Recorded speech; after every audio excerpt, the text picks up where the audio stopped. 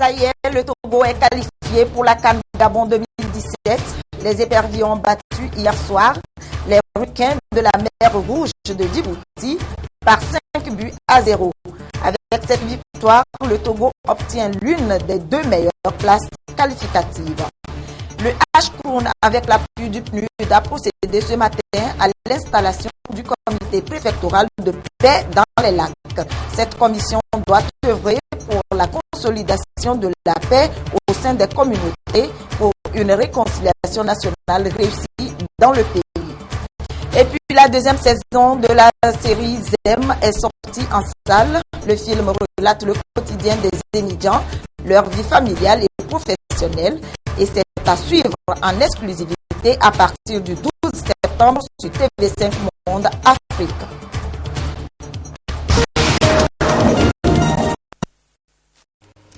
Ce mercredi s'ouvre à Lomé une session régionale de l'Association mondiale des services publics d'emploi pour mieux cerner les objectifs de cette rencontre. Nous sommes sur ce plateau avec le directeur général de l'Agence nationale pour l'emploi, Edmond Amoussou. Bonsoir. Bonsoir. Et à tout à l'heure. Merci. Voilà pour les titres du 20h de ce lundi. Bonsoir à toutes et à tous. D'abord, ce communiqué du ministre de la Communication, de la Culture, des Sports et de la Formation civique.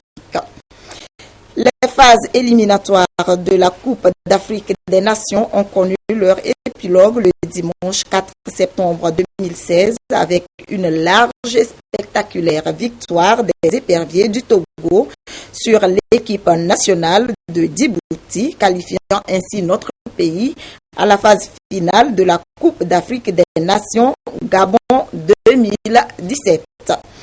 Le gouvernement se réjouit de cette qualification héroïque et félicite chaleureusement le sélectionneur de l'équipe nationale et son staff technique, les joueurs et la Fédération togolaise de football pour l'immense et remarquable travail abattu par chacun pour hisser à nouveau le football togolais sur l'échiquier continental. Le gouvernement tient à témoigner également sa gratitude au peuple togolais tout entier et aux supporters en particulier pour avoir fait massivement le déplacement du stade de Kégué afin de pousser l'équipe nationale à cette éclatante victoire. Le gouvernement exhorte les joueurs à garder ce climat de cohésion au sein de l'équipe et invite tous les acteurs du football à les accompagner vers plus de victoires. Le Togo a donc décroché hier son billet pour la CAN Gabon 2017. Les éperviers ont battu hier soir, à l'issue de la 6e journée des éliminatoires, les requins de la mer Rouge de Djibouti par 5-0. Avec cette victoire, notre pays obtient l'une des 2 meilleures places qualificatives. Retour sur les temps forts de ce match avec Lamine Konaté.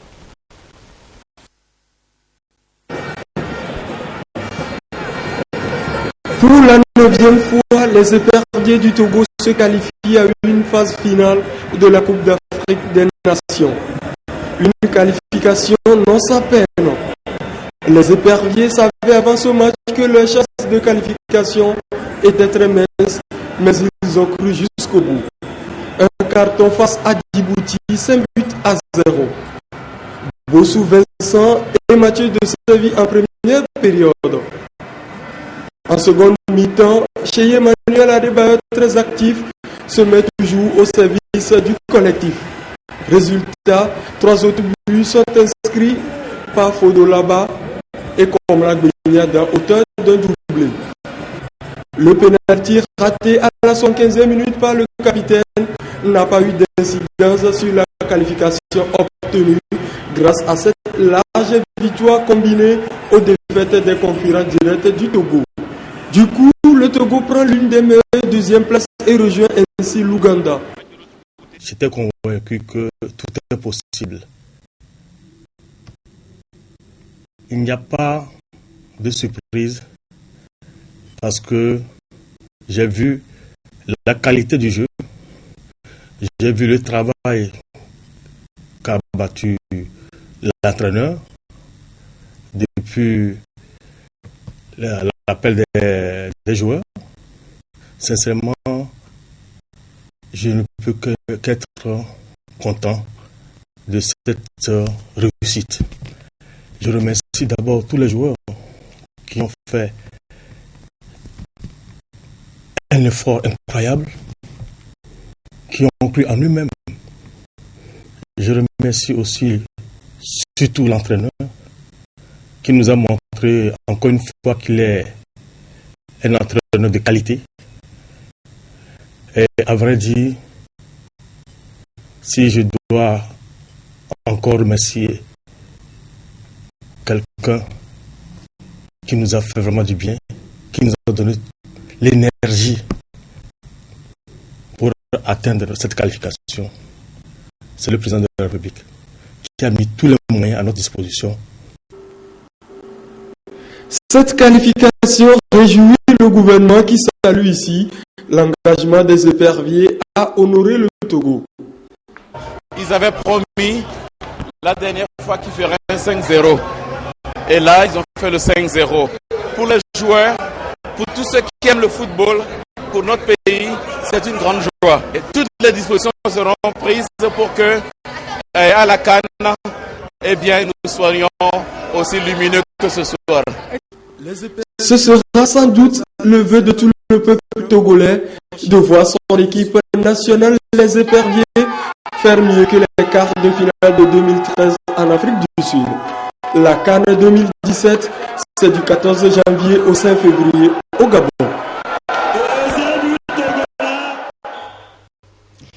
Le Togo s'apprête à accueillir du 11 au 15 octobre prochain le sommet extraordinaire des chefs d'État et de gouvernement de l'Union africaine sur la sûreté, la sécurité maritime et le développement en Afrique.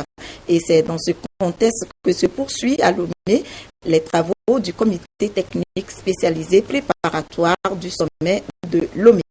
Les experts examinent les questions juridiques liées au projet de la charte de Lomé sur la sécurité maritime.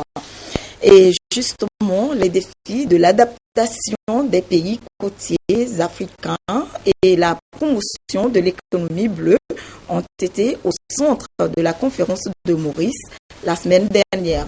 Le Togo a été représenté à ce rendez-vous continental par le Premier ministre Commissaire Lomplassou.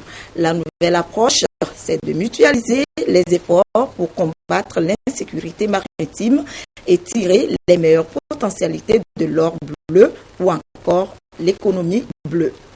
La sécurité maritime et les défis de valorisation de l'économie bleue, un dossier de Prudence Zissou. Les changements climatiques impactent négativement la croissance économique des États africains, notamment ceux qui font de l'agriculture un moteur de croissance. On enregistre aujourd'hui un fort taux démographique, les besoins augmentent, mais les moyens pour y faire face s'amenuisent.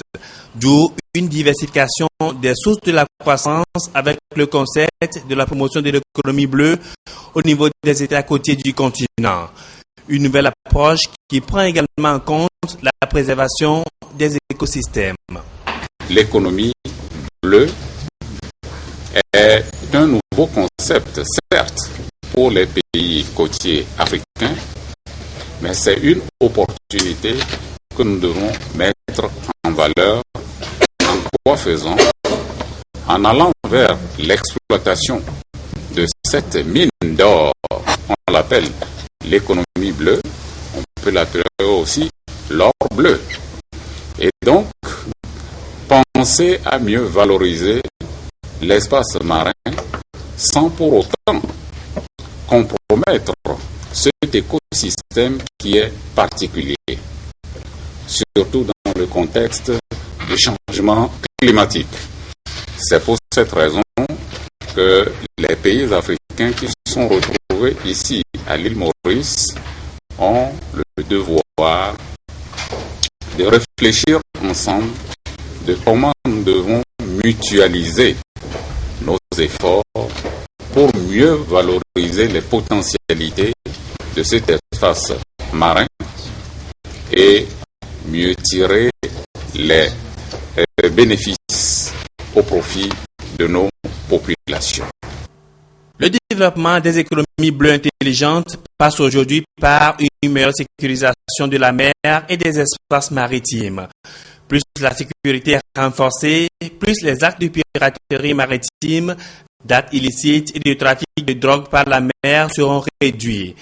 La harmonisation des tests pour combattre ces fléaux est donc indispensable et le sujet sera au centre du sommet extraordinaire des chefs d'État et de gouvernement de l'Union africaine sur la sûreté, la sécurité maritime et le développement en Afrique, prévu du 11 au 15 octobre prochain à Lomé. Il y a quelques années, le problème de la piraterie a commencé dans le golfe d'Aden. Mais aujourd'hui, les données ont démontré que le centre d'intérêt pour les pirates, ce n'est plus le golfe d'Aden, mais beaucoup plus le golfe de Guinée. Raison pour laquelle, si hier ils étaient au niveau du golfe d'Aden, aujourd'hui le golfe de Guinée, demain, où est-ce qu'ils seront? Autant mutualiser les efforts pour combattre ensemble ce phénomène et permettre de mieux valoriser l'économie bleue. Le sommet de Lomé a déjà reçu l'adhésion de la plupart des pays africains. Cette vision de sécurisation des espaces marins et le golfe de Guinée est soutenue par les partenaires financiers, notamment la BAD et la Banque mondiale. Un projet de financement de près de 97 milliards est prévu au profit de l'Afrique de l'Ouest. Il va consister à la construction des digues pour enrayer le phénomène de l'érosion côtière et la réhabilitation du corridor Abidjan-Lagos pour favoriser l'intégration sous-régionale. Économie, toujours avec la suite de la foire à Diafi, ouverte cette année au pays de l'espace UEMOA, et ce jour a été consacré à la Chambre de commerce et d'industrie du Togo. À l'occasion, les responsables de la CCIT se sont entretenus avec les jeunes entrepreneurs présents à cette foire sur leur mission. Lucas C. Charlotte Moussi. L'environnement des affaires s'est considérablement amélioré ces dernières années au Togo. Ce, grâce aux multiples réformes économiques opérées par l'État. La Chambre de commerce et de l'industrie du Togo, CCIT, est l'une des institutions d'État qui mène des actions pour rendre plus attractif et compétitif le climat des affaires. La création de la Cour d'arbitrage du Togo CATO pour le règlement des litiges entre opérateurs économiques et la facilitation des procédures de création d'entreprises en sont des exemples concrets. La CCIT forme les jeunes entrepreneurs et appuie les entreprises dans leur installation. Moi qui aujourd'hui est à la tête d'une entreprise qui transforme des produits agricoles, c'est que la Chambre de commerce peut nous accompagner dans la recherche de débouchés à l'extérieur afin de pouvoir exporter nos produits et donc de pouvoir exporter le savoir-faire togolais. Il y a une telle facilité ici au Togo à pouvoir créer une entreprise, contrairement en Côte d'Ivoire. En tout cas, vu que les conditions sont bonnes, vraiment, je compte bien m'installer sur le Togo. Et vu les 7 raisons qui ont été présentées par M. Boukari, vraiment, ça m'attire plus à venir m'installer au Togo. À cette 5e édition de la foire à Diafi, la CCIT a présenté ses missions et ses actions en faveur des jeunes entrepreneurs pour favoriser leur développement. Notre pays est un pays d'espoir, notamment en commençant par la stabilité et puis en évoluant sur les infrastructures que nous avons. Après que l'entreprise soit créée, disons que vous n'avez pas besoin de de formalités autres pour que votre carte de CFE soit reconnue par la Chambre de commerce. Donc, après ça, si vous avez quelques problèmes pour aller vers les demandes de financement, il y a la division assistance qui peut vous accompagner. Cette séance d'échange entre la CCIT et les jeunes entrepreneurs est l'une des activités qui meublent la 5e édition de la foire Adiafi, ouverte cette année au pays de l'UEMOA. Véritable outil d'intégration et de promotion de l'entrepreneuriat, Adiafi prend fin le 12 septembre prochain. La RMP, l'autorité de régulation des marchés publics, a organisé une session d'échange à l'intention des représentants d'un certain nombre d'autorités contractantes. C'est pour relever leur niveau technique en montage de dossiers d'appel à concurrence et pallier les insuffisances qui jettent du discrédit sur la qualité des dépenses publiques au Togo, dû notamment à la non-maîtrise de l'utilisation des dossiers types. Plus de précisions avec Marceline Tchakmala et Carmen Madé à Kakou. La revue des marchés publics de 2014 a révélé que les autorités contractantes éprouvent des difficultés dans la préparation et le montage de leurs dossiers d'appel à la concurrence. L'autorité de régulation des marchés publics, ARMP, veut donc les amener à mieux cerner les techniques et méthodes que cela exige. Des représentants des sociétés, institutions, universités et ministères vont acquérir de nouvelles capacités pouvant leur permettre d'améliorer les rendements des organes internes de gestion des marchés publics. La RMP a choisi d'organiser ces différents ateliers pour renforcer leurs capacités, leur permettre de mieux exécuter les projets qui sont inscrits dans leur plan prévisionnel de passation, de manière à renforcer aussi, à accroître aussi leur capacité d'absorption des crédits d'investissement. À l'issue de 14 sessions prévues pour cette rencontre, les participants devront être en mesure de faire une bonne exploitation des dossiers type d'appel à concurrence. Les statistiques en 2011 ont montré que le taux de chômage au Togo était de 8,1% et le taux de sous-emploi 20,5%. Les efforts sont faits par le gouvernement pour lutter efficacement contre le chômage et le sous-emploi avec la mise en place d'une série d'initiatives, projets et programmes. Mais le problème reste toujours d'actualité dans la plupart des pays en développement. Quelle devrait être alors la nature du partenariat entre les secteurs privés locaux et les services publics d'emploi pour ainsi combattre la pauvreté et les questions liées à l'emploi? Les explications dans ce dossier réalisé par Pierre Soussoupo. L'emploi des jeunes, une préoccupation de plus en plus permanente dans beaucoup de pays et qui appelle à des actions concertées et plus poussées. Au Togo, bien que la situation de chômage ait connu une certaine amélioration entre 2006 et 2011, le taux de chômage tourne autour de 8,1% et le niveau de sous-emploi reste élevé, avec un taux de près de 21% en 2011. C'est selon l'enquête Cube. Malgré de nombreuses initiatives entreprises ça et là, le problème de l'emploi en général et celui des jeunes en particulier demeure encore entier. La capacité du secteur privé à créer de l'emploi se trouve être limitée, même si des progrès au niveau de la croissance économique ont été enregistrés ces dernières années.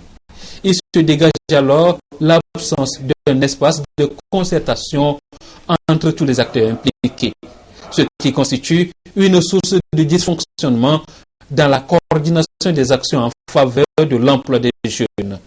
Pour les acteurs de développement, il faut une véritable politique de mise en place de partenariats structurés où chaque partie, par rapport à son domaine de compétences, pourra contribuer à résorber le chômage. Aussi est-il clairement admis qu'au niveau local, des actions de coordination entre les partenaires peuvent se révéler efficaces, puisque ces partenariats locaux visent surtout à créer des systèmes de coopération durable pour développer et mettre en œuvre des politiques locales d'emploi de concert avec les services publics d'emploi.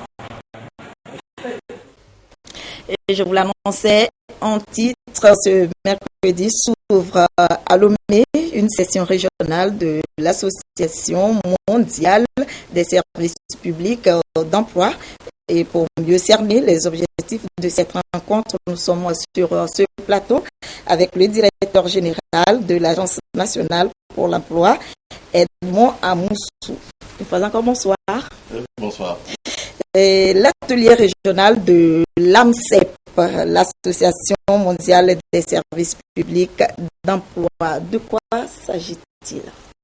Le Togo a utilisé d'accueillir cet atelier interrégional parce qu'il faut suffisamment de partenariat et de réseautage pour aborder les questions d'emploi. Donc c'est un réseau mondial qui regroupe des pays venant de l'Asie, de l'Amérique latine et également du Maghreb et particulièrement de l'Afrique. Donc il s'agit d'échanger les bonnes pratiques. Et ce qui marche ailleurs, que nous pouvons regarder et transposer dans nos pays. Donc ils ont fait confiance à Togo cette fois-ci. Et nous avons une centaine de participants venant de l'extérieur, plus 200 personnes du Togo qui vont échanger pendant 2 jours sur les politiques d'emploi, les pratiques et ce qui peut marcher mieux. Donc c'est un intérêt pour le gouvernement et la NPE de pouvoir profiter de ce courant d'échange. Et justement, quels sont les objectifs d'une telle rencontre? De façon très pratique, il y aura 2 tables rondes. Une première table ronde pour regarder les opportunités de partenariat qu'on peut trouver dans un certain nombre de pays. Au niveau politique, les gens de l'OCDE, de l'Europe indiqueront très clairement comment ils procèdent. Il y aura des communications de l'ONU où on parle aujourd'hui de la coopération triangulaire entre les pays du Nord, les pays africains qui marchent et les autres pays africains. Et également, il y a un certain nombre de communicants venant du Québec et du Japon, etc. Donc, ces pratiques, on les échangera. Mais après, dans une deuxième table ronde, les partenaires des services publics d'emploi eux-mêmes vont indiquer de façon concrète comment ils utilisent localement. Si on prend un exemple, par exemple, à Tapamé, comment est-ce qu'on peut travailler avec le maire, avec le secteur d'affaires, également le secteur économique, pour régler la question de l'emploi. Parce qu'avec la décentralisation, nous aurons l'emploi public local, avec des fonctionnaires qui vont travailler sur la voirie et les développements de la municipalité. Mais les hommes d'affaires, les agriculteurs du coin, les commerçants, comment on va travailler localement pour régler la question du chômage. Et donc, c'est ça qui va être fait sur les 2 jours. 2 jours. Et concrètement, qu'est-ce que cette rencontre-là va apporter à notre pays?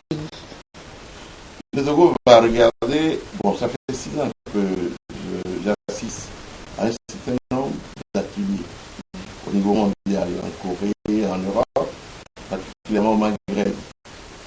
Et donc, lorsque nous échangeons avec nos collègues de l'Europe sur une thématique, par exemple, comment mener mieux, par exemple, l'orientation scolaire et professionnelle. Donc, nous avons pu obtenir de ces partenaires la meilleure façon d'approcher. Le deuxième jour, ce que je peux indiquer, nous avons pu voir en France ce qu'on appelle la cité des métiers au niveau de Paris. Et le maire de Lomé a, avec le ministre de l'administration territoriale, décidé ensemble les partenaires, de bâtir la cité des métiers de Lomé. De quoi il va s'agir? C'est un lieu de 400-500 mètres carrés aménagé où des conseillers vont donner de façon libre. Vous pouvez aller en famille, avec les parents ou en groupe, solliciter des conseils en orientation. Vous pouvez emprunter des livres, vous pouvez être forgeron, soudeur ou pilote d'avion. Vous pouvez regarder dans les ordinateurs l'élément clé de ce métier, visuellement. Cela peut vous permettre de mieux vous orienter. Un autre type d'activité dans une cité de métier, c'est la création d'activités. Imaginez que le FAEJ, Fonds d'appui des jeunes, l'Agence nationale de promotion de garantie des PME, avec l'ANPE et également la Chambre de commerce, on se met ensemble dans un pôle de service où on donne des conseils et des ateliers aux jeunes. Vous-même, vous voulez changer de carrière, vous voulez plus travailler à la télé, on peut vous recevoir, faire le bilan de compétences et vous indiquer quelles sont les études additionnelles, les formations, les fonds qui vous permettent, une fois que vous rentrez dedans, de sortir avec un autre métier. Voilà cette dynamique qu'on a dans une cité des métiers. Donc ce partenariat local avec le maire et le ministère de l'administration territoriale qui accepte de transformer le centre communautaire de Douma-CC à Déby dans une grosse cité des métiers avec un partenaire venant du nord de la documentation, un fonds documentaire. Et là, c'est le miracle que nous voulons mettre en place dans les prochains jours. Ok, autre précision à faire? Non, je pense qu'il y a les tables qui concernent les services publics d'emploi uniquement le mercredi à la VEAD, mais le jeudi, toute la population de Douma-CC à Déby est invitée à venir voir le lancement de la cité des métiers de Lomé. Ok, merci Monsieur Amoussou d'être passé sur ce plateau et merci pour toutes ces explications. C'est moi qui vous remercie. Le processus d'installation des comités préfectoraux de paix est en cours au Togo. Le HCROUN et le PNUD de Seattle avec la mise sur pied ce matin de celui des lacs. Ce comité a pour mission, entre autres, de faire la promotion de la culture de la paix, la tolérance et toutes les vertus inhérentes au bien-être d'une communauté. Comme Poyodé. Pour la paix, je m'engage. Au nombre de 7 filles et fils de la préfecture de Lac s'engagent à mettre leur dynamisme, mais surtout leur foi et fidélité au service de la recherche d'un vivre ensemble harmonieux au sein des populations des lacs. Membres du comité de paix, ils sont appelés à œuvrer pour faire de la paix le levier du développement de la préfecture. Je suis très ému ce soir, franchement dit. Et tout d'abord, j'aimerais dire que la paix, nous connaissons à peu près les valeurs de la paix. La paix, c'est une richesse en soi. Sans la paix au Togo, dans notre pays, les investisseurs ne peuvent pas venir. Il s'agit donc d'une mission de prévention et de gestion des conflits dans la localité. Et pour réussir, des techniques et stratégies appropriées sont à définir. Pour prévenir les conflits, il faut 3 outils. L'alerte précoce, l'intelligence émotionnelle et l'écoute.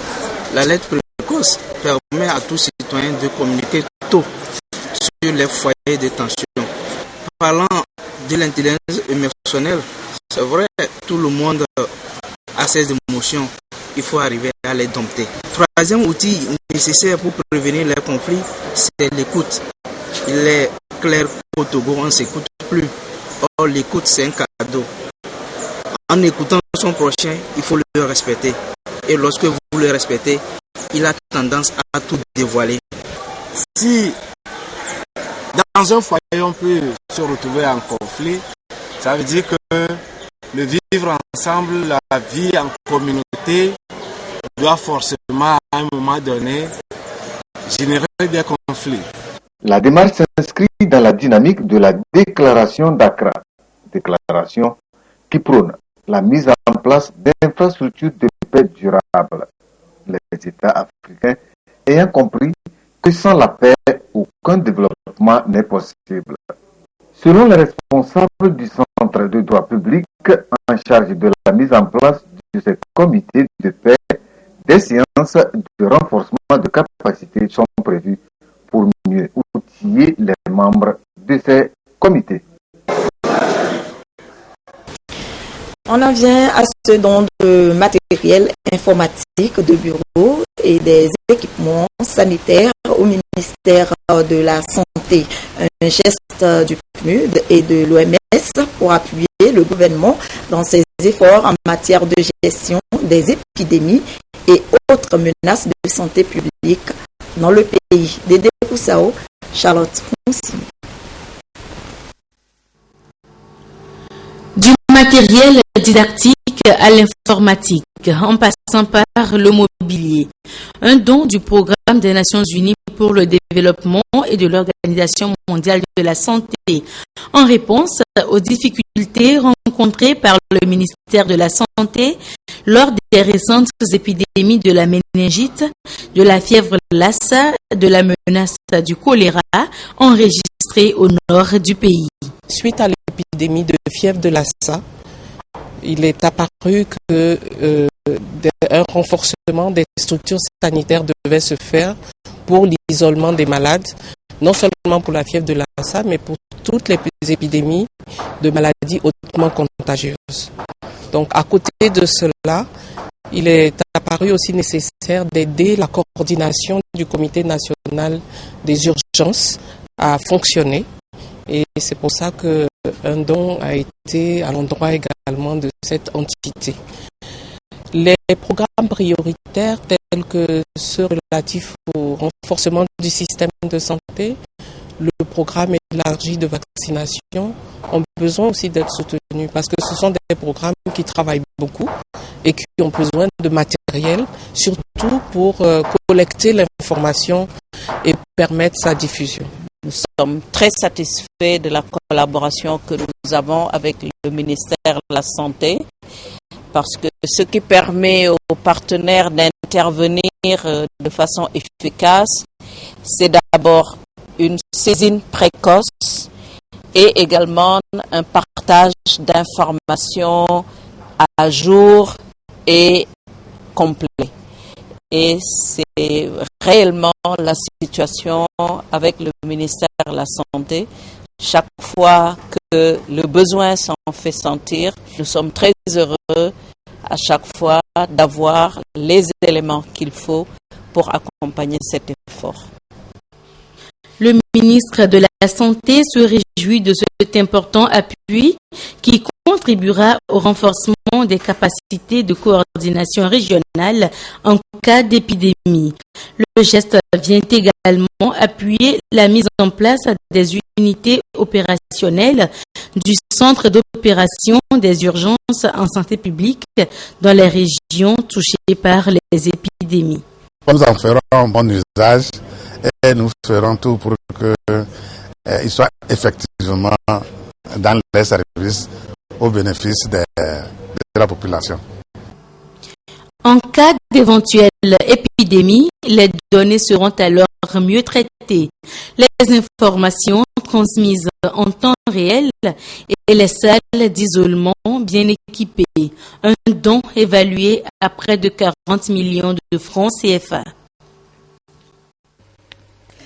C'est communiqué pour poursuivre ce journal. Le ministre de l'Enseignement supérieur et de la Recherche invite les responsables et chefs d'établissements d'enseignement supérieur public et privé à prendre les dispositions nécessaires afin de fixer la date de la rentrée 2016-2017 à une date postérieure à la période du 11 au 15 octobre 2016 prévue pour le sommet extraordinaire des chefs d'État et de gouvernement de l'Union africaine sur la sûreté, la sécurité maritime et le développement en Afrique. Le ministre remercie par avance tous les acteurs pour leur bonne compréhension et collaboration. C'est signé le ministre Octave Nikwe Broum. Le ministère de la Communication, de la Culture, des Sports et de la Formation civique, en partenariat avec l'ambassade de la République populaire de Chine au Togo, organise du 19 au 24 septembre 2016 une semaine de projection de films dénommée Semaine du cinéma sino-togolais, en vue de donner un nouvel élan au secteur du cinéma et surtout de rapprocher le cinéma du public. La cérémonie de lancement aura lieu le 19 septembre 2016 à partir de 14h30 dans la salle Agora Senghor à Lomé. À cet effet, tous les amoureux du 7e art de Lomé et de ses environs sont invités à prendre massivement part à ces différentes projections selon le calendrier que vous pouvez consulter dans le quotidien national Togo Presse. À propos toujours du cinéma, la projection en avant-première de la saison de la série ZEM, c'était la semaine dernière à l'Institut français et à la maison TV5 Monde.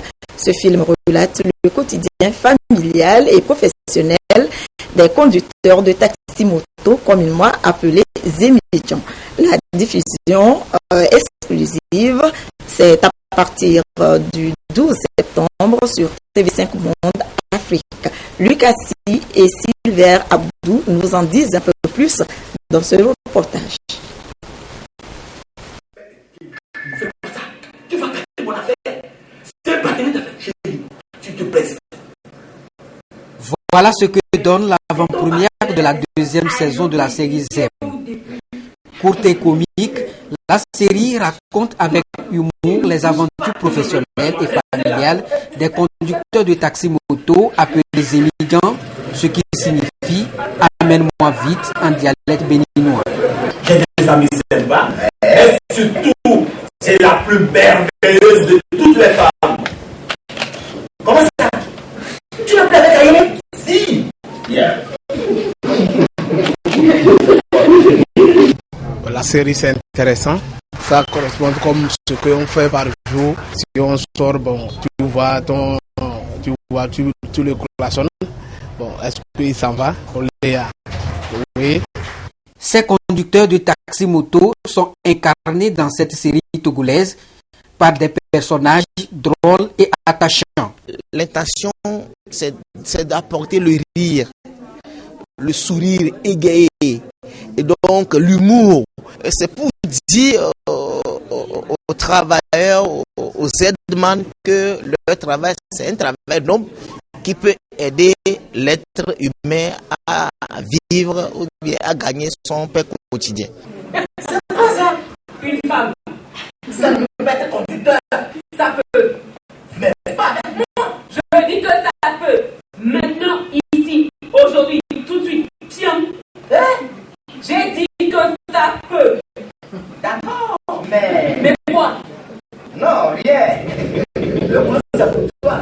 La série ZEM, produite par la société Yobo Studio et préachetée par TV5 Monde Afrique, promeut également la diversité culturelle à travers la langue française.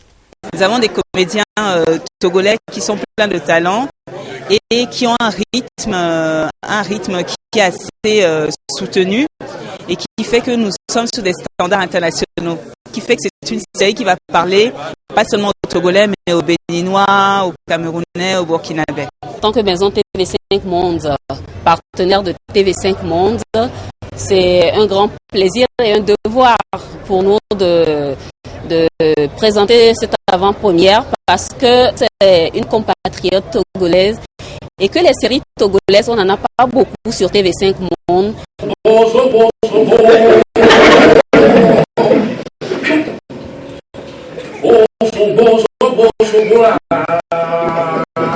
Première série réalisée en haute définition dans l'Afrique de l'Ouest, ZEM compte 50 épisodes de 4 minutes. Elle sera diffusée sur la chaîne TV5 Monde Afrique, premier diffuseur exclusif à partir du 12 septembre prochain à 20h50. La série apporte un regard frais sur l'Afrique d'aujourd'hui et met ainsi en perspective ses réalités quotidiennes. Il y a la Tanzanie, il y a aussi la Tanzanie. La Tanzanie là, une fois en Tanzanie. Une série donc à suivre à tout prix. Et c'est tout pour ce journal. Merci de nous avoir prêté attention. Retrouvez Prudence Zissou à 22h30 pour l'édition de nuit. Je vous souhaite une très belle soirée.